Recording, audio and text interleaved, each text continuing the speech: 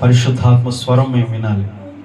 మా హృదయ లోతులోనికి నీ వాక్యం, నీ మాటలను మేము అన్వయించుకోవడానికి సహాయం చేయమని, ఆటంకాలు తొలగించమని యేసు నామమున ప్రార్థిస్తున్నాను తండ్రి. ఆమేన్. ఓకే, దేవునికి మహిమ కలుగును గాక. అపోస్తలుల కార్యములు 8వ అధ్యాయంలో ఉన్నాం మనం కదా. 8వ అధ్యాయం 20వ వచనం వరకు చదివాం. మీకు గుర్తుందా? ఒక వారంలో 1-2 వాక్యాలను దాటి వెళ్ళలేకపోతున్నాం. ఇంక ఈ అపోస్తలుల కార్యం అయిపోలేదు. బైబిల్ 66 పుస్తకాలు ఉన్నాయి. మీరు ఆదివారం మాత్రమే సమయం ఇస్తే సరిపోదు. మా వారంలో ఇంకొక రోజు కూడా మనం ఒక పుస్తకం నేర్చుకోవాలి. అలా అయితే త్వరగా మనం బైబిల్లో ఒక్కొక్క గ్రంథాన్ని పూర్తి చేస్తాం. కానీ మీరు సమయం ఇస్తలేరు కదా. వారంలో ఆదివారం కాకుండా ఇంకొక రోజు కూడా మనం బైబిల్ స్టడీ పెట్టాము ఆల్రెడీ, కానీ ఎవరు రాలేదు. మీరు సమయం ఇస్తే ఆదివారం ఒక పుస్తకం ధ్యానం చేస్తున్నాం, అపోస్తలుల కార్యం. అది కాకుండా మధ్యలో వారంలో ఒక రోజు టైం పెట్టుకుంటే రాత్రి సమయంలో ఇంకొక పుస్తకాన్ని మనం ధ్యానం చేయొచ్చు. దేవుని చిత్తమైతే అది ఏప్రిల్ నుంచి స్టార్ట్ చేద్దాం. మీరు వస్తానంటే తప్పకుండా. మీరు రానప్పుడు ఉపయోగం ఏంటి? మేము ఎప్పుడు నేర్చుకుంటూనే ఉంటాం, చాలా విషయాలు నేర్చుకుంటూనే ఉన్నాం. కానీ మరి మీరు నేర్చుకోవాలిగా. ఓకే, అపోస్తలుల కార్యములు మనము సుమారుగా 2 సంవత్సరాలు అవుతుంది స్టార్ట్ చేసి. సంవత్సరాన్ని దాటింది. మరి మనం త్వరగా బయటికి వెళ్ళాలి, ఇంకొక పుస్తకం ధ్యానించాలి. ఓకే, ఏదేమైనా మనము ఆ సందర్భాన్ని దాటి వెళ్లకుండా అక్కడ ఉన్నటువంటి ఆ వాక్యాన్ని పూర్తిగా అర్థం చేసుకొని మనం ముందుకు వెళ్ళాలి. అది మన జీవితాలకు ఆశీర్వాదకరం. కొన్నిసార్లు మనకు ఆదరణ, ఓదార్పు, ధైర్యం, నిరీక్షణ కలిగిస్తూ ఉంటాయి. ఒకవైపు కొన్నిసార్లు కొన్ని వాక్యాలు మనకి హెచ్చరిక, గద్దింపు కూడా ఇస్తుంటాయి. మరి 2 తీసుకోవాలిగా. ఆదరణ, ఓదార్పు, ధైర్యం, వాగ్దానం, ఆశీర్వాదం అన్నప్పుడే తీసుకొని హెచ్చరిక, గద్దింపు అనేది మనం పక్కన పెడితే అది మనకు క్షేమం కాదు. కనుక ప్రతి సందర్భాన్ని మనం మన హృదయంలోకి అన్వయించుకుంటూ మన జీవితానికి అవసరమైన దాన్ని తీసుకొని సరి చేసుకుంటూ ముందుకు వెళ్దాం. 20వ వచనం చదువుదాం. అపోస్తలుడైన పేతురు మరి ఇక్కడ ఉన్నటువంటి సీమోను, గారెడి సీమోన్ని గద్దిస్తున్నట్టుగా మనం చదువుకుంటాం. ఓకే, 20వ వచనం ఏముంది చదువుతారా?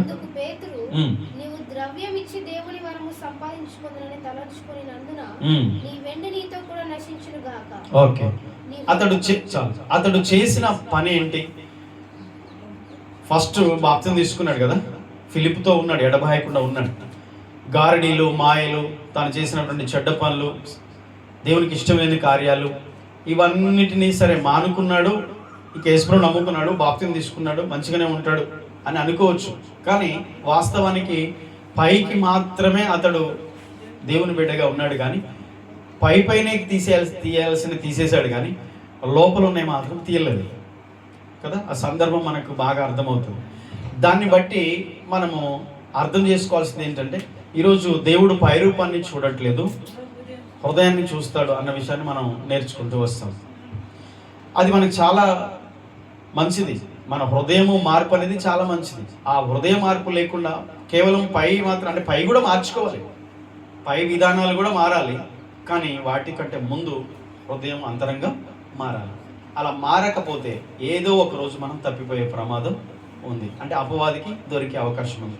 మీకు ఒక సందర్భం గుర్తు చేస్తాను. యేసు ప్రభువు శిలువ మరణానికి ముందు ఆయన చివరిగా శిష్యులతో కలిసి పస్కా విందులో పాలు పొందాడు. రొట్టె కార్యక్రమం జరిగింది. ఆ టైంలో 12 మందిలో యూదా ఇస్కరియోతు కూడా ఉన్నాడు. యేసు ప్రభు తనతో పాటు ఉన్న శిష్యుల్లో యూదా ఉన్నాడు. అంతమంది శిష్యులు ఉన్న ఇస్కరియోతు యూదాలోనికి సాతాను వచ్చాడు. అంటే ఈ దేవునితో ఉన్నా కూడా సాతాను వస్తాడు.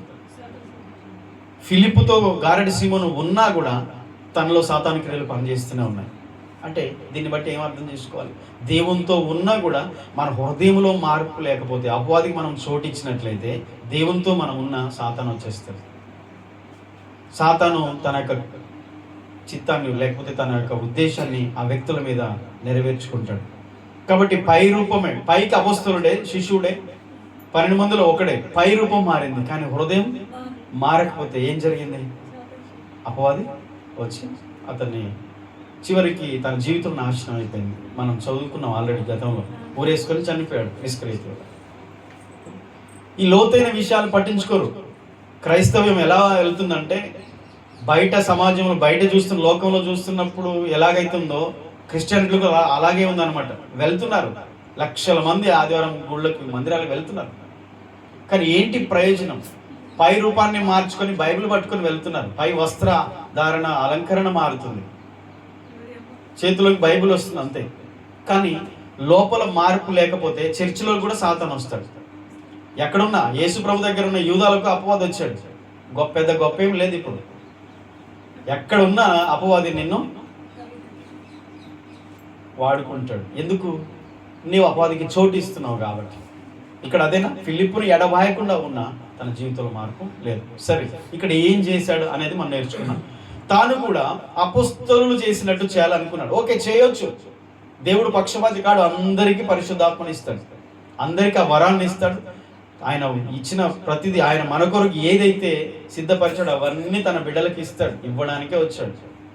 జ్యోతిర్మయుడగు తండ్రి యొద్ద ప్రతి ఈవి పరసంబంధమైనదై మన తండ్రి యొక్క జ్యోతిర్మయుడగు తండ్రి యొద్ద నుండి మనకు వస్తున్నాయి. ఇస్తాడు ఆయన, ప్రతి ఈవిని ఇస్తాడు. నువ్వు ఏది అడిగితే, ఏ వరం కావాలంటే ఆ వరం ఇస్తాడు.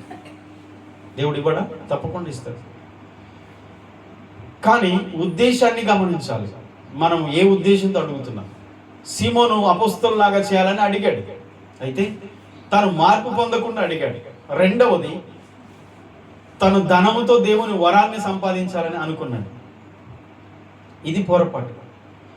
దేవుని పద్ధతులు వేరు, లోక పద్ధతులు వేరు.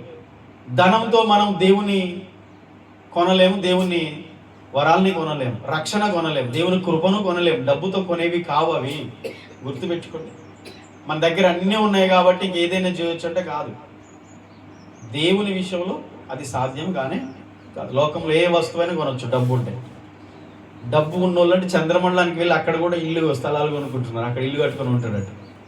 ఒకవేళ ఈ భూమి అంతా నాశనం అయిపోయినా మేము సేఫ్గా ఉండవచ్చు అనే ప్లాన్.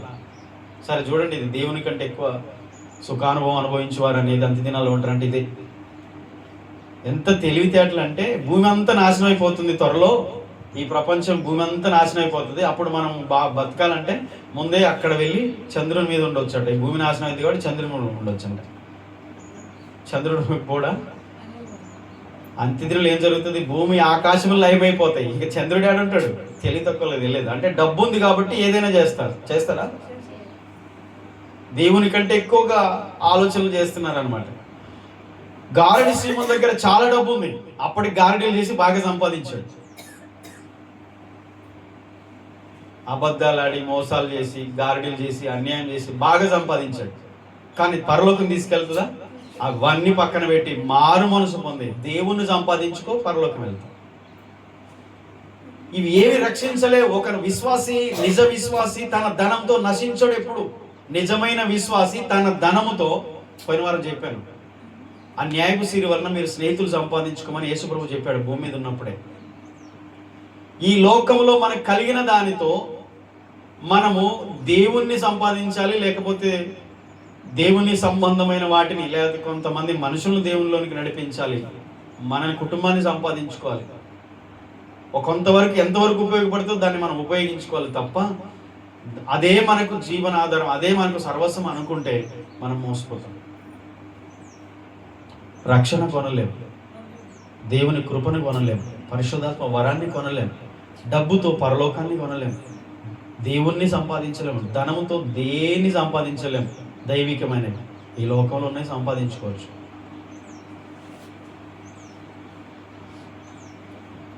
హృదయం మారకపోతే తప్పుడు విధానంలో ఆలోచనలు వెళ్తాయి, గుర్తుంచుకోండి. ఇంకేమంటున్నాడంటే, నీ వెండి నీతో నశించును గాక. దీని అర్థం ఏంటి?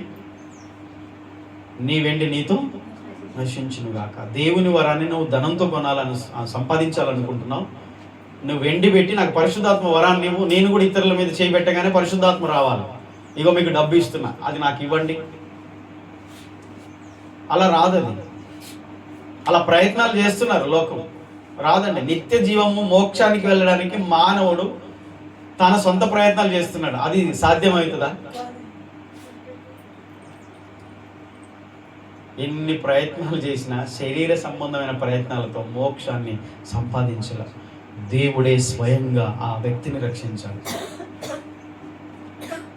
కాబట్టి ఆ రక్షణ రావాలంటే ఈ డబ్బు కాదు. మనిషి తన పాపమును విడిచిపెట్టి, తన పాత రోత జీవితాన్ని వదిలేసి మారు మనసు పొంది దేవుని మార్గంలో నడవాలి, నీతి మార్గంలో నడవాలి. తన జీవితాన్ని మార్చుకోవడమే ముఖ్యం. పరిశుద్ధాత్మను దేవుడు ఇస్తాడు. అయితే డబ్బులు ఆశ చూపిస్తే ఇవ్వడు, ఇంకేదో చేస్తే ఇవ్వడు, మనకున్న దానిని బట్టి దేవుడు ఇవ్వడు. కానీ మనము ఆయనకు విధేయులైతే పరిశుద్ధాత్మను ఇస్తాడని వాక్యం చెప్తుంది. దేవుడు తనకు విధేయులైన వారికి పరిశుద్ధాత్మను నిశ్చయముగా అనుగ్రహిస్తాడు. ఆమేన్. వాక్యం స్పష్టంగా ఉంది. తనకు విధేయులైన వారికి దేవుడు అనుగ్రహించే పరిశుద్ధాత్మ ఎవరిలోనికి వస్తాడు? పరిశుద్ధాత్ముడు దేవునికి లోబడిన వారిలోనికి ఆయన వస్తాడు. దేవునికి లోబడం, మనం అన్నిటికీ లోబడతారు. ధనానికి లోబడతారు, లోకానికి లోబడతారు, పాపానికి లోబడతారు, మనుషులకు లోబడతారు, ఈ లోక సంపదలకు లోబడతారు. లోకంలో ఉన్న ప్రలోభాలకి మనుషులు లోబడిపోతున్నారు, బానిసలు అవుతున్నారు. కానీ దేవునికి లోబడట్లేదు. ఇది సాధ్యం కాదు. దేవునికి లోబడకపోతే దైవికమైనది ఏది నీలో నివసించదు.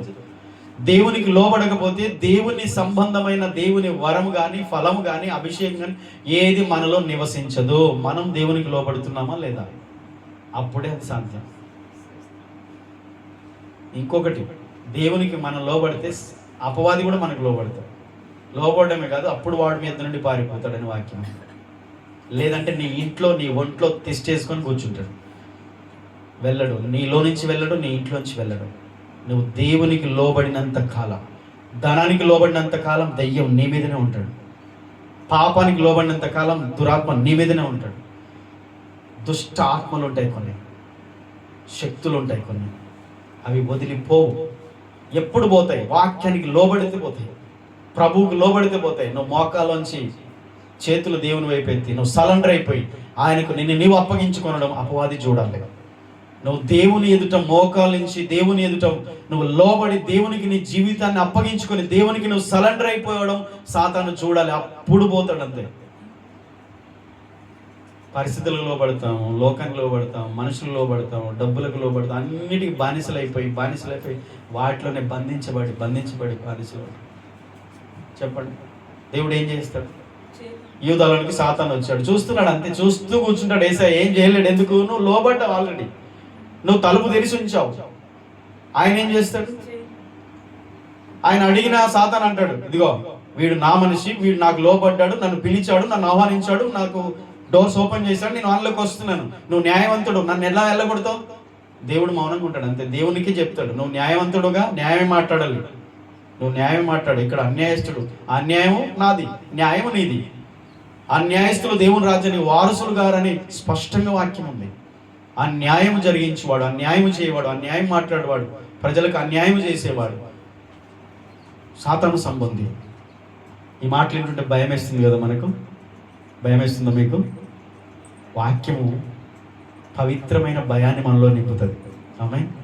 చచ్చే భయం, మరణ భయం నింపదు. మరణ భయములు సాతానుది. మరణం యొక్క బలము గలవాడు అపవాది. మరణం యొక్క బలము సాతాను కాడుంది.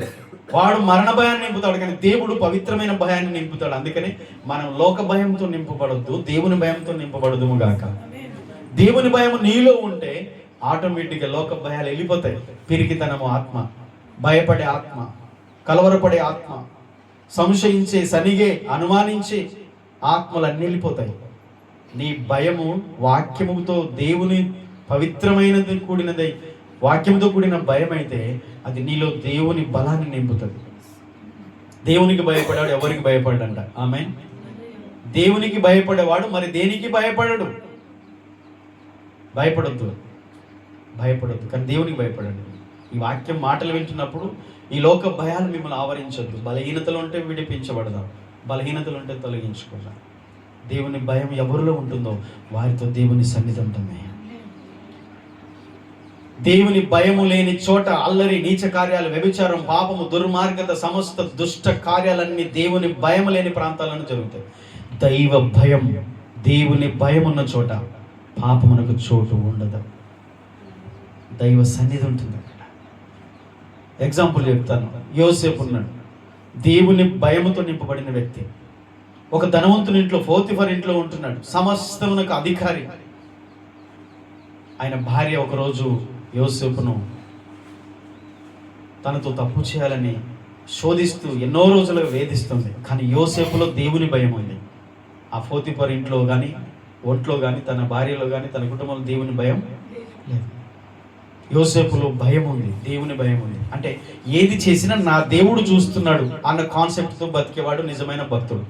నేను ఏం మాట్లాడినా, ఏ పని చేసినా, నేను ఎటు వెళ్తున్నా, ఎక్కడ కూర్చున్నా, ఎక్కడ నిలబడినా, ఎవరితో నడిచినా, నేను ఏ స్థలములో ఉన్నా నా దేవుడు నన్ను చూస్తున్నాడు అనేవాడు నిజమైన భయభక్తులు కలిగిన వాడు.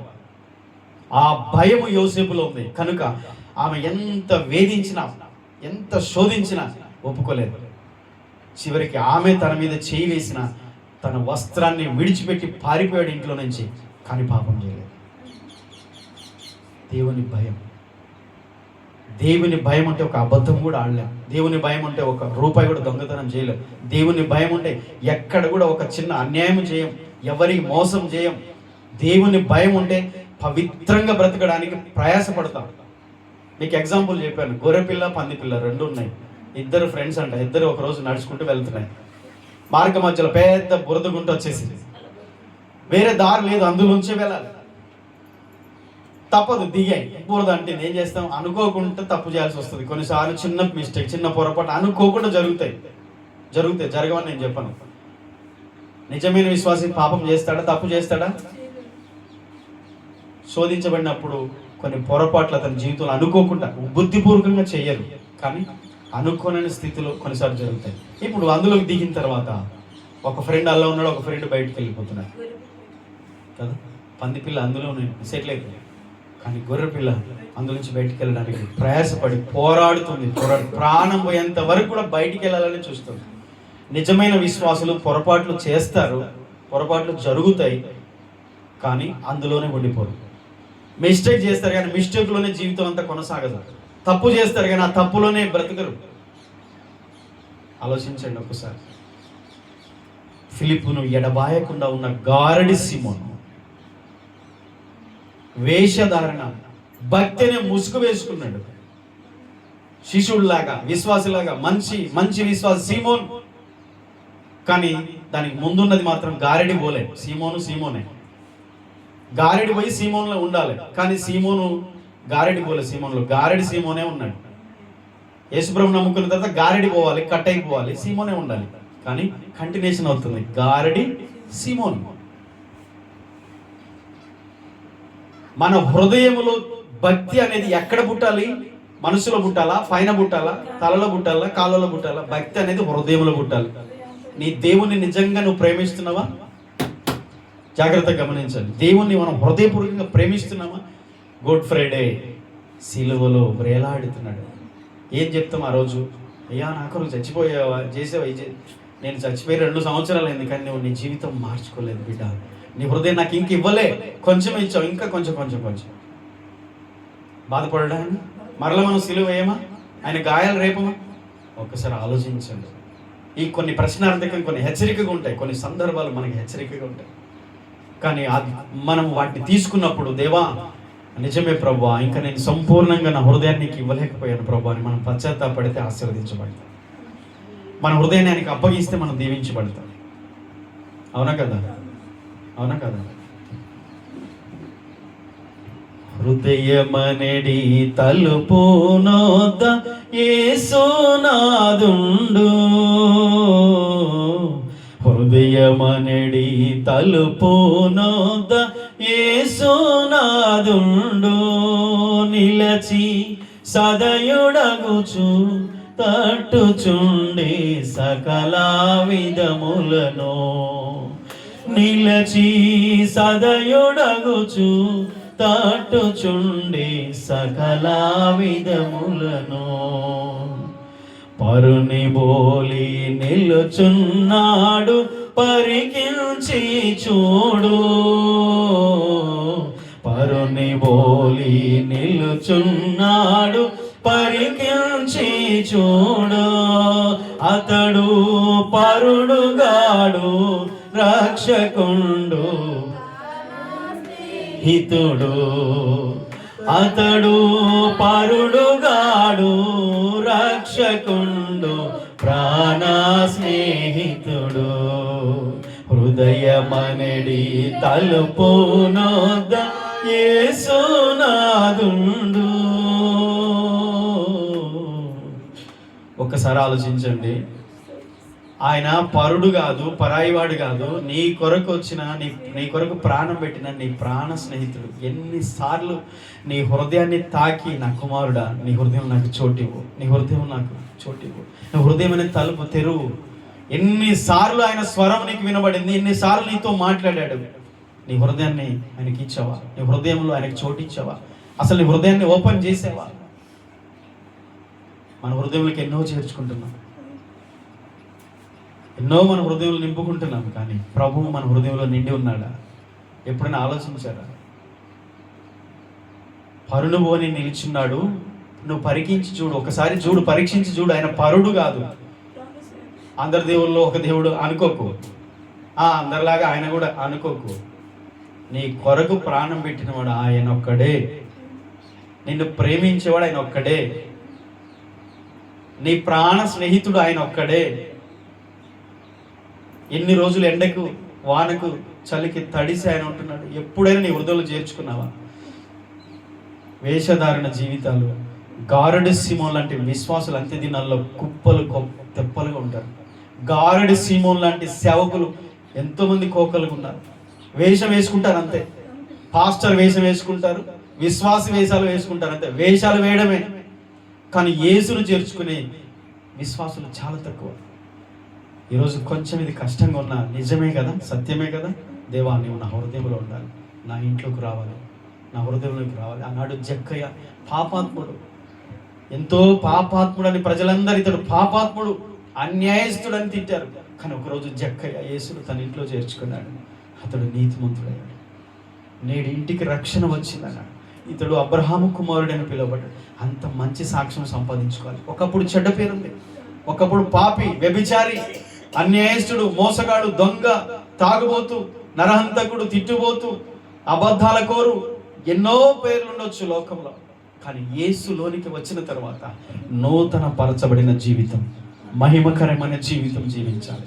యేసు కొరకు బ్రతికాలి. బ్రతికే 4 రోజులైనా యేసులాగా బ్రతికించాలి.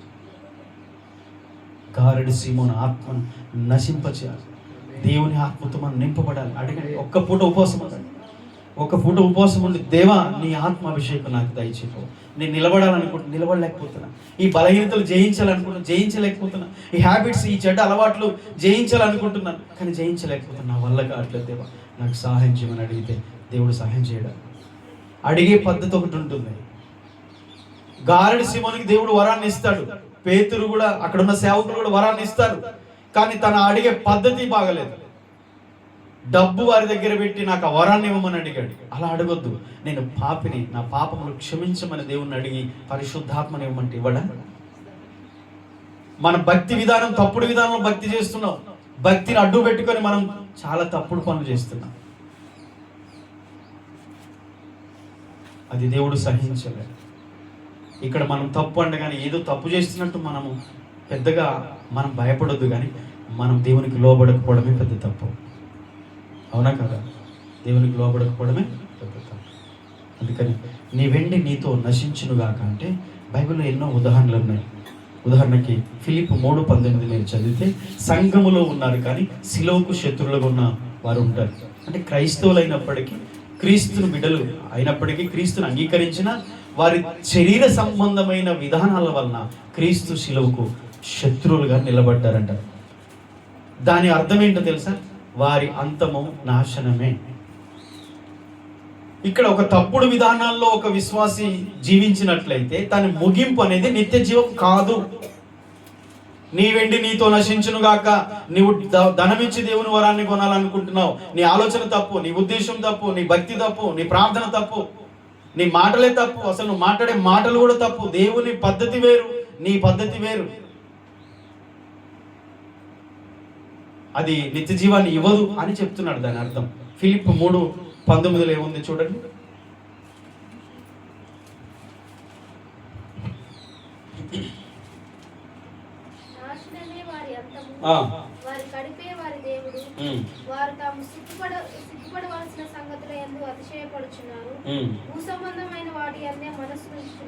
చాలు చూడండి, భూ సంబంధం వాటి యందు మనస్సు పెట్టడం, సిగ్గుపడాల్సిన వాటిలో అతిశయపడడం, దానికి ముందు నాశనము వారి అంతం. వీరు ఎవరంటే క్రీస్తు శిలువకు శత్రువులుగా నడుచుకునేవారు. అంటే ఆనాడు ఫిలిప్పి సంఘంలో ఇలాంటి పరిస్థితులు ఉన్నాయి. చరిత్ర మనం చదివినప్పుడు అర్థమవుతుంది. అంటే అంత్య దినాల్లో ఈ పరిస్థితులు అధికం కాలేదా నేటి సంఘాల్లో? అయితే కాబట్టి అక్కడ మనం గారడి సీమోన్తో పేతురు చెప్పిన ఆ మాటను బట్టి చూస్తే, అలాంటి తప్పుడు విధానంలో భక్తి చేస్తే దాని ముగింపు నిత్య జీవం కాదు, నిత్య నాశనం అని దాని అర్థం. ఓకేనా? తప్పుడు విధానాలు అంటే మనకు నచ్చినట్టుగా మనం భక్తి చేయడానికి కాదు, కానీ దేవుని విధానంలోకి మనం రావాలి. అంటే పరిశుద్ధాత్మకు మనం లోబడాలి. ఆయన మనల్ని దీవిస్తారు. పరిశుద్ధాత్మ వరం కావాలా, ఫలం కావాలా, దేవుని ఆశీర్వాదం కావాలా, నిత్య జీవం కావాలా, ఖచ్చితంగా ఆ విధానానికి వెళ్ళాలి. ఇంకొక మాట ఏం చెప్తున్నాడు? 1 తిమోతి 6:9 మీరు చదవండి ఒకరు. యాకోబు 5:3 ఒకరు చదవండి. 1 తిమోతి 6:9, యాకోబు 5:3. తిమోతి మొదటి పత్రిక 6వ అధ్యాయము 9వ వర్షం.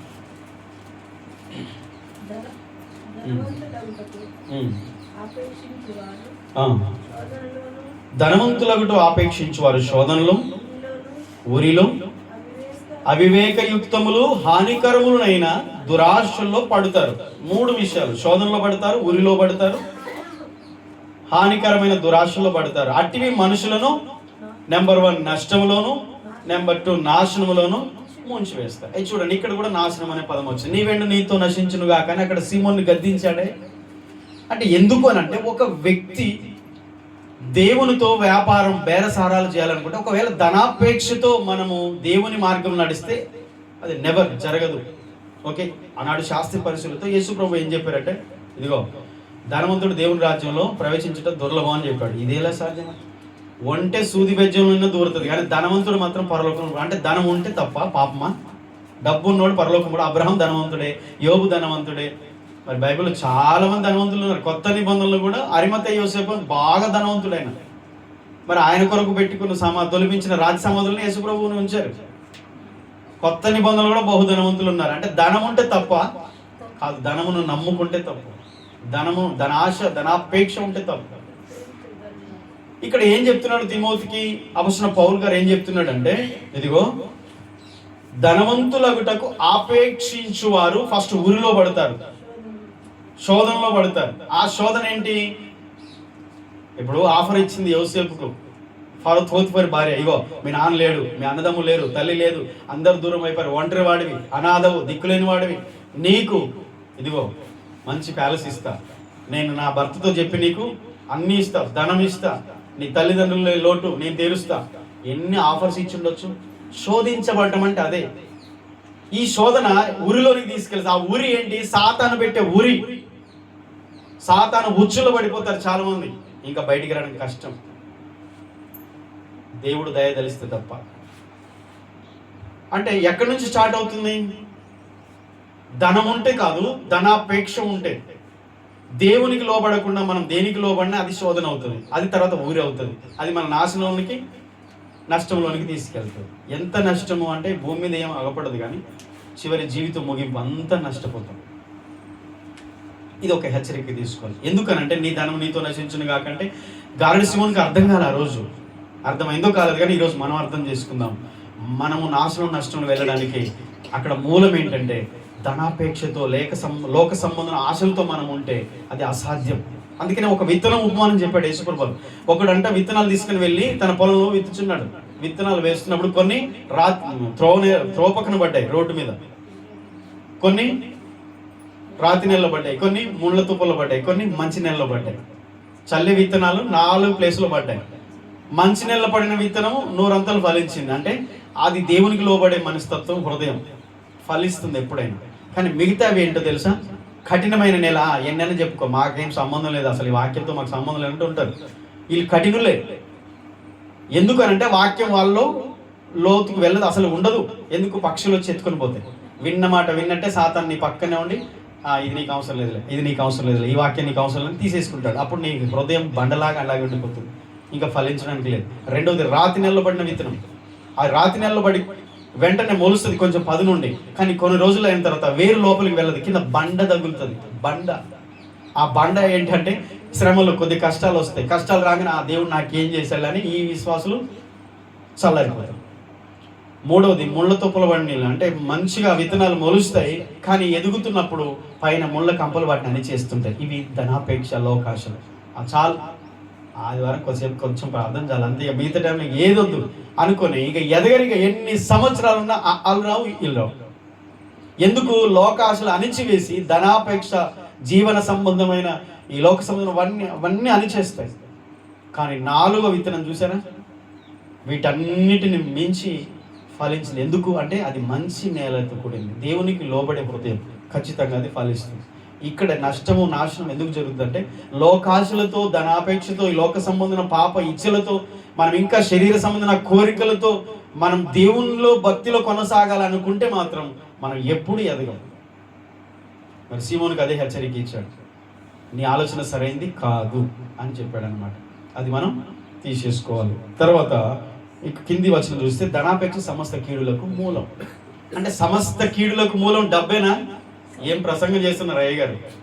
డబ్బు లేకుండా మనం బతుకుతామా? అవసరాలు తీరుతాయా? అసలు డబ్బుతోనే కదా మన జీవితం. అవసరానికే డబ్బు.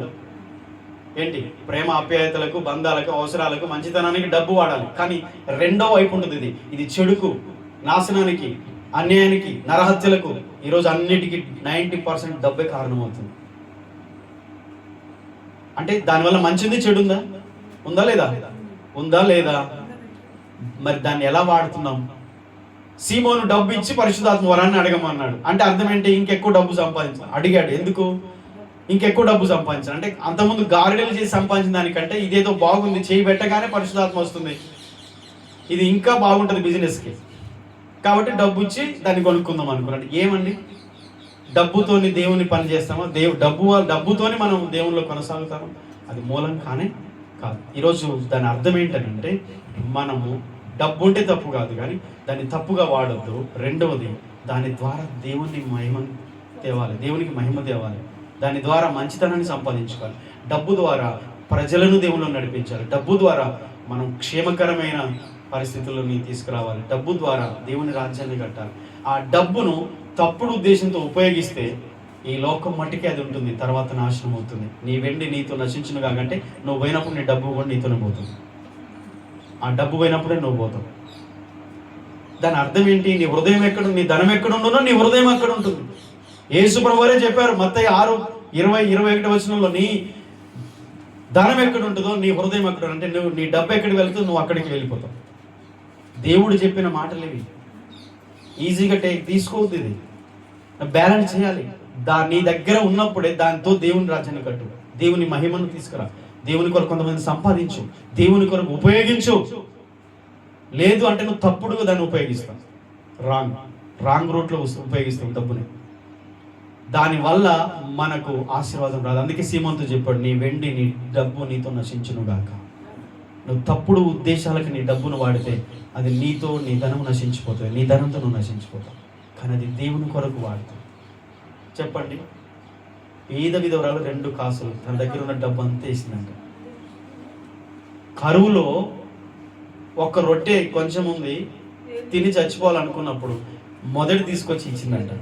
ఏమండి, ఎంత గొప్ప విశ్వాసం! దీని అర్థం ఏంటో తెలుసా? వారి జీవితంలో వారికి ఉన్నదానికంటే మొదటిగా దేవునికి అధిక ప్రాధాన్యతనిచ్చాడు. పరిశుద్ధాత్మ కావాలి, ఇస్తాడు, కానీ దేవునికి ప్రాధాన్యత ఇస్తాడు. కానీ డబ్బు ఉందని చెప్పి మనం దాన్ని ఏదో చేద్దామంటే అది తప్పుడు ఉద్దేశం. అందుకని అంత్య దినాల్లో ధనమును వారు సమకూర్చుకొని నశించిపోతారన్న యాకోబు రాసిన పత్రికలో స్పష్టంగా చెప్పాడు. మీరు అది చదువుతారా? తీసిన వాళ్ళు చెప్పాను ఇంతకుముందు. 5:3 చదవండి ఒకసారి. యాకోబు 5:3.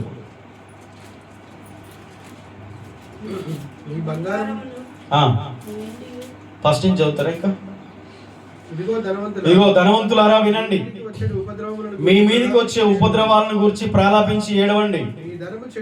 నీ ధనము చెడిపోయెను, నీ వస్త్రములు చిమ్మట కొట్టినవాయెను, మీ బంగారము మీ వెండి తుప్పు పట్టినవి, వాటి తుప్పు మీ మీద సాక్ష్యముగా ఉండి అగ్నివల మీ శరీరములను తినివేయును, అంత్య దినములందు ధనము కూర్చుకొంటిరి. సంఘములో ఉన్న వారికి చెప్తున్నాడు. అంటే పేదోళ్ళు ఉంటారు, సంఘంలో ధనవంతులు ఉంటారు. అంటే మళ్ళీ కాన్సెప్ట్ మనం తప్పుగా అర్థం చేసుకుంటాం. ధనం ఉంటే తప్పు కాదు, కానీ దాన్ని మనం ఎలా మిస్బిహేవ్ చేస్తున్నాం, ఎలా తప్పుడు విధానాలు ఉపయోగిస్తున్నాం, ధనంతో ఎలా వ్యాపారం చేస్తున్నాం, ఈ లోకంలో ధనాన్ని ఎలా ఉపయోగిస్తున్నాం, అది మన మీద తీర్పై ఉంటుంది. వెండి కానీ, బంగారం కానీ, వస్త్రాలు కానీ, డబ్బు కానీ, అవి రేపు మీ మీద సాక్ష్యం ఇస్తాయి. అంత్య దినములలో ధనము కూర్చుకుంటుంది. నా మాటలో దేవుని వాక్యం ఒక్కసారి ఆలోచించండి. అంటే దాన్ని మనం బ్యాలెన్స్ చేయకపోతే అది మనల్ని దేవునికి వ్యతిరేకులుగా మారుస్తుంది. చిన్న మిస్టేక్ జరుగుతుంది ఇక్కడ. దాన్ని మనం జాగ్రత్తగా ఉపయోగించకపోతే ఈ లోకంలో ఉన్నది ధనమైన, వెండైనా, బంగారమైన, లోక సంపద ఏదైనా దాన్ని మనం తప్పుగా ఉపయోగిస్తే, తప్పుగా దాన్ని వాడితే అది మన మీద సాక్ష్యం ఇస్తుంది. మీ వెండి, మీ బంగారం అవి తుప్పు పట్టి అవి మీ మీద సాక్ష్యంగా ఉంటాయి. ఆ తుప్పే సాక్ష్యం అవుతుంది రేపు. అంటే అర్థమేంటి? దాన్ని మనం ఈ లోకంలో జాగ్రత్తగా, లోకంతో చాలా డీలింగ్స్ జాగ్రత్త పడాలి. రాజీ పడే జీవితం వద్దు దయచేసి. లోకస్తులాగా మనం రాజీ పడిపోవద్దు అన్నిటికీ. మనం దేవుని బిడ్డలం, బానిసలు కావద్దు, బందీలు కావద్దు. దుర్నీతి బంధకాలు, పాప బంధకాలు, చేదైన పైత్యం, దుష్టత్వం, వాటిలో బంధించబడద్దు. లోకం అట్రాక్ట్ చేస్తుంది. బయటికి వెళ్తే చాలు, చర్చిలో ఉన్నంతసేపే బాగుంటుంది. బయటికి వెళ్తే చాలు లోకం అట్రాక్ట్ చేస్తుంది, ఆకర్షిస్తుంది. అందుకనే మంచి మంచి విశ్వాసులు కూడా, బైబిల్లో చాలామంది సేవకులు కూడా అలా అయిపోయారు. సంవత్సరం లాంటి బలాఢ్యులు కూడా పడిపోయారు. వ్యభిచారంలో పట్టేస్తుంది, నేను లాగుతుంటుంది. నిన్ను నువ్వు కాపాడుకోవాలి. డబ్బు దగ్గర ఉన్నప్పుడు మనల్ని జీవితాన్ని మార్చేస్తుంది. డబ్బే కాదండి, అది ఇంకేదైనా ప్రలోభం మనల్ని చాలా ప్రభావితం చేస్తాయి అవి. అందుకని ప్రతిరోజు ప్రార్థన చేయమని చెప్పేది ఎందుకు? ప్రతిరోజు వాక్యమని చెప్పేది ఎందుకు? శోధనలో పడకుండా కాపాడబడతాం. ఉరి సాతాను అన్ని ఉరులు పెట్టి ఉంచారు. ఎవరికి ఏ ఊరు ఉందో తెలియదు. ఆ ఉరిలో చాలా మంది చిక్కుబడిపోయి అందులోనే ఉంటారు. అన్నీ జరుగుతాయి, కానీ ఆ పాపంలోనే ఉండిపోతారు. ఎంత భయంకరం! అదే గారడి సింహం ఒక స్పిరిట్. అందుకని దేవుని పవిత్ర వరాలని మనం ఎప్పుడు కూడా చులకన చేయొద్దు. హెబ్రీ 10:29 చదవని ముగించుకుందాం. ఎప్పుడు మనం తక్కువగా చేయొద్దు. ప్రార్థన అంటే తక్కువ చేయొద్దు.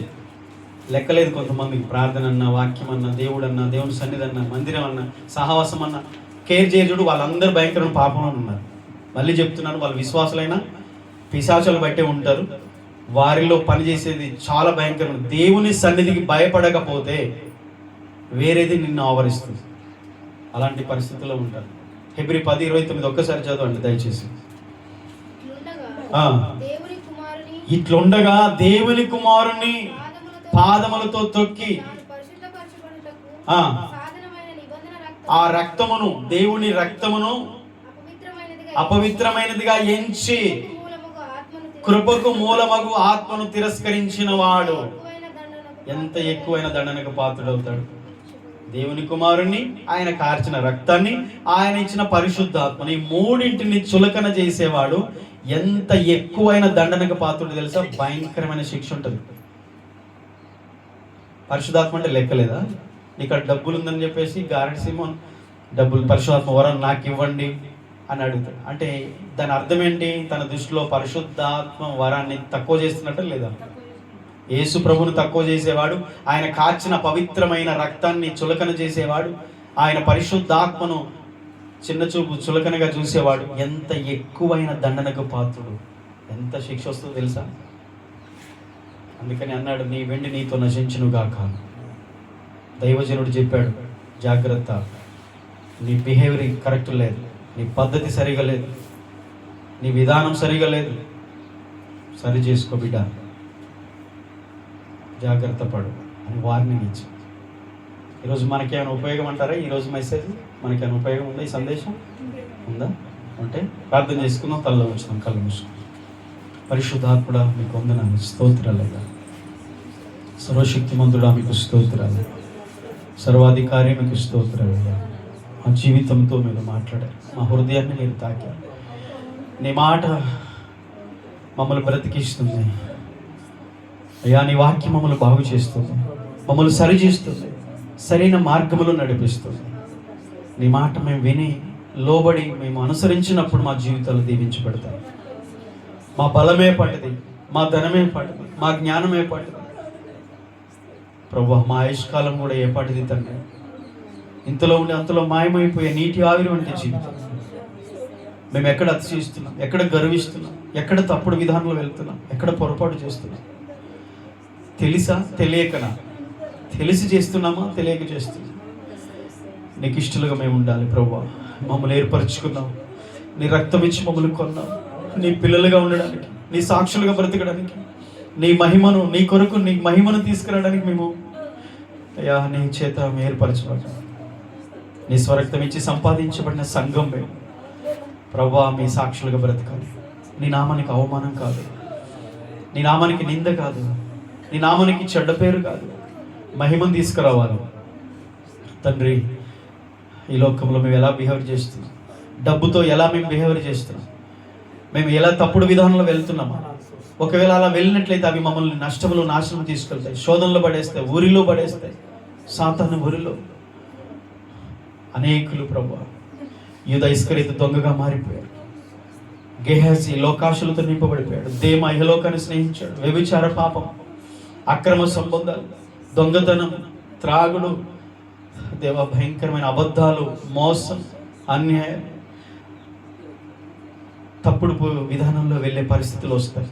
కానీ మేము నీకు లోబడినప్పుడు శ్రేష్టమైన వ్యక్తులుగా బ్రతుకుతాం, నీ మహిమ కొరకు జీవిస్తాం. అయ్యా మా హృదయము ప్రాముఖ్యం. మా హృదయాన్ని సరి చేసుకుని కృప దయచేయండి, సహాయం చేయండి. చిన్న ప్రార్థన చేసుకుందాం. ఒకరు ప్రార్థన చేయండి, క్లుప్తంగా ఒకరు చిన్న పాట ప్రార్థన చేయండి. అందరూ కూడా ఏకీవించుదాం. మనల్ని మనం దేవునికి అర్పించుకుందాం.